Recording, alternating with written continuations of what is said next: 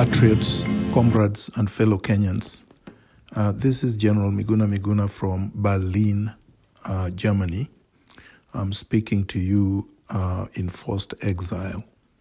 I've read what Okengo Matiang'i has said with respect to the issues of their illegal red alerts and their illegal refusal to allow me to return to Kenya. And I wish to say this. Number one, the red alerts were issued by the Office of the President to all airlines using the Kenyan airspace. And the instructions to all the airlines was that I should not be allowed to fly to any port of entry in the Republic of Kenya and to any other African country. There is absolutely no law that gives Kenyan government authority or power to direct airlines not to carry me, for instance, to Cairo or Accra, or if I wanted to go to Joburg, South Africa. That would be an overreach because no government can control the airspace of another. Number two, I had traveled using international airlines, as I said, to Austria, to Switzerland, to France, to Germany, to the US, to the UK, to Mexico, and to many other countries. And there was absolutely and have been absolutely no restrictions and no restraints. There are no red alerts to any other capital. So this proves that the red alert that the Kenya government gave is illegal. Number three, the reasons that Okengo Matiang'i purportedly gave contradict the other reasons that the semi-legitimate government has given before, just this week. Their so-called spokesman, Oguna, had said that I was unruly. Today, Matiang'i did not say I was unruly. Matiang'i claimed that there is some kind of law, an act of parliament, that needed to be changed for me to be able to travel back to Kenya. So just to address that issue, first, an act of parliament could not have been just passed in relation to me. An act of parliament cannot just restrict my movement and no other citizen's movement. Number two, the Constitution is the supreme law of the land, not an act of parliament.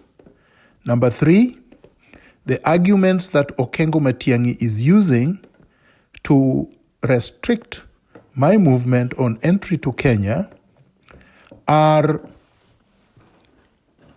reasons that they had already presented to the High Court before Justice Luka Kimaru, and they lost that argument when Justice Luka Kimaru ruled against them. The same arguments Okengo Matiang'i used before Justice Chacha Mwita, and Justice Chacha Mwita ruled against him. He then appealed to the Court of Appeal, and he lost that appeal. The second appeal, he withdrew before the matter went to the full hearing. So Okengo Matiang'i cannot appeal to the Court of Public Opinion. He can only appeal to the Supreme Court. He has not appealed because he knows he will lose. Finally, I am a Kenyan-born citizen who has never renounced his citizenship. If there is any issue pertaining to my passport or ID or anything else they want to cook up, the best forum is the courts of law in Kenya. And the best way to deal with it is to allow me to enter Kenya, take me to court, and let's see who wins. And once I have won, like I have won, they must obey court orders. Further, on the 6th of January, 2020, Justice Korir ruled, and that ruling is still valid, it has not been overturned, that number one, I must be allowed to enter Kenya unconditionally. Unconditionally means there should be no conditions placed by anyone restricting my entry. Number two, He said that if there is demand that I must produce a document, a travel document, quote unquote, my national identity card, which I have, is in my possession, is enough to allow me entry. Justice Korir further ruled that in the event that whoever wants to restrict my entry insists on a passport, the passport that was taken from me illegally by Okengo Matiang'i on February 6th, 2018, would be adequate to be used in the form in which they delivered it to the registry at the High Court in Mlimani, Kenya. In other words, the judge said, the perforated passport will be deemed valid for purposes of travel. I can use it to enter Kenya and I can use it to leave Kenya. Furthermore, the valid court orders that have been rendered in my favor, there are now 37 different court orders, are enough to facilitate my entry.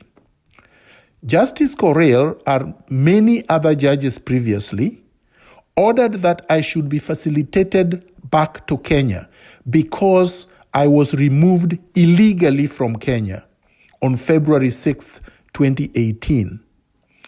In other words, the Kenya government is compelled to buy an air ticket for me and to take me back to my home where they found me.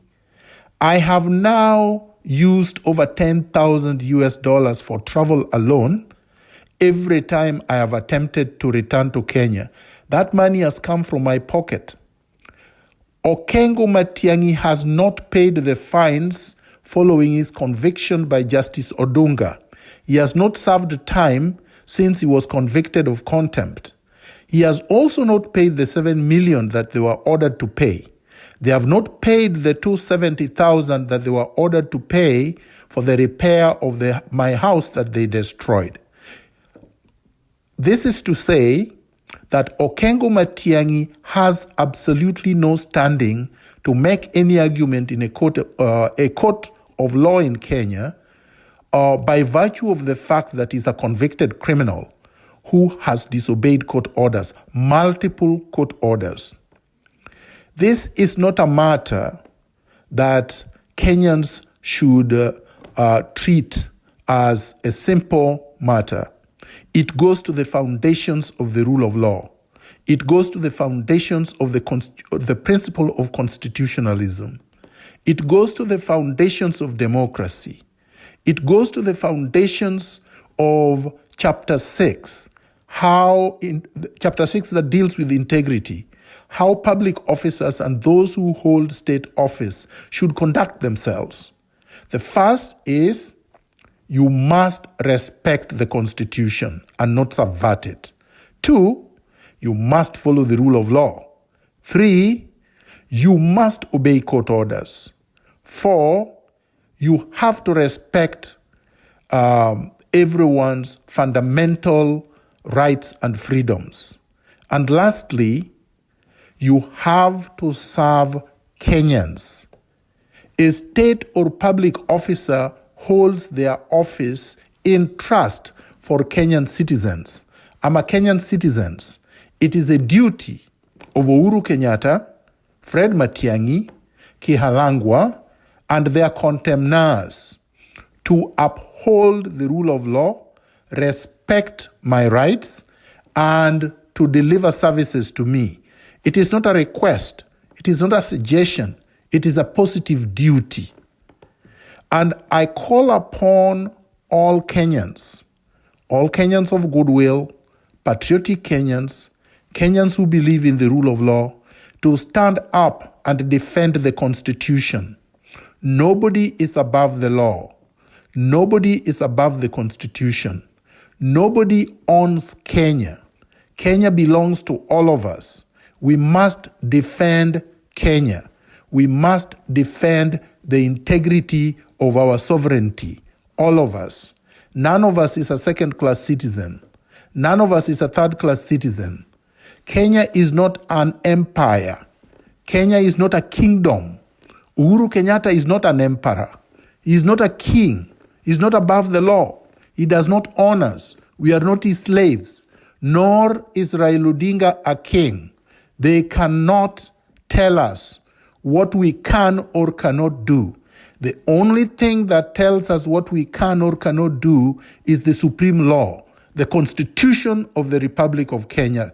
That is the Constitution of Kenya 2010.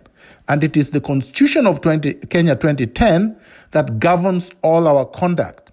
And if there is a dispute as to what a constitutional provision means or what a particular legislation means, it goes to court.